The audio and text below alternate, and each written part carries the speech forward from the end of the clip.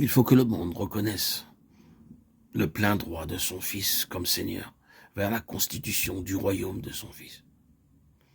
Quand le gouvernement sera exercé par le Seigneur Jésus, il y aura un changement, pas avant. Là encore, les conditions même dans lesquelles le monde se débat prouvent que son besoin le plus impérieux, c'est que Jésus-Christ soit, lui, le Seigneur de tous. Mais c'est nous-mêmes aussi, personnellement, qui en avons besoin. L'inconverti en a besoin. Si vous n'êtes pas sauvé, c'est cela qu'il vous faut. Que le Seigneur Jésus soit Seigneur de votre vie et dans votre vie. Vous avez besoin de lui pour vous sauver. Mais ce qu'il vous faut surtout, votre besoin le plus urgent, c'est qu'il exerce son autorité de Seigneur, qu'il ait la direction, que toutes les rênes de votre activité soient entre ses mains, qu'il exerce, lui, le gouvernement, et qu'il fasse ainsi venir dans votre vie son règne de paix, de puissance et de gloire. Ce qu'il nous faut, en 2 mots, c'est qu'il soit Seigneur de tout. Et quant à nous qui le connaissons comme Sauveur, nous qui sommes siens, nous avons besoin de le connaître comme nous ne l'avons encore jamais connu, c'est-à-dire revêtu d'une autorité de droit et de fait sur tout ce qui nous touche.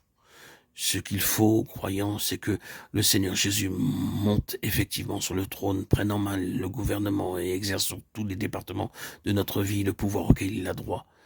Notre pensée, notre imagination, notre intelligence doivent plier sous sa direction et se soumettre de bon gré à son empire. Les désirs de nos cœurs, nos affections doivent reconnaître sa souveraineté.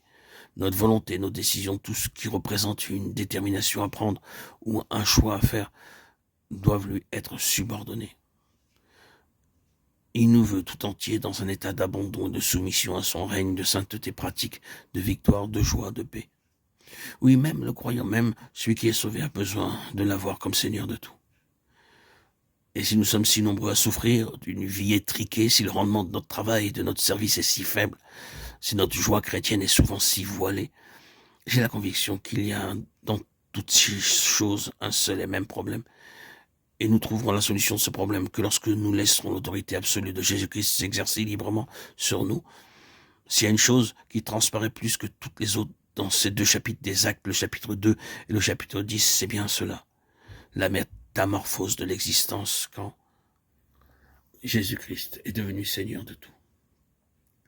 Relisez ces passages dans ces 2 occasions. La venue du Saint-Esprit, sa prise de possession des hommes qui se trouvaient là, n'était après tout que ce grand fait céleste, l'autorité de droit, la seigneurie de Jésus-Christ, trouvant subitement sa contrepartie par le Saint-Esprit dans la vie de ceux qui avaient cru.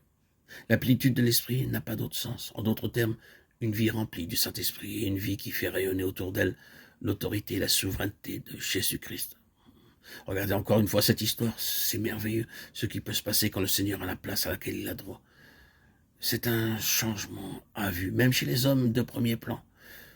Vous vous souvenez du récit des évangiles, vous vous souvenez de ce qu'ils étaient, ces 11 disciples.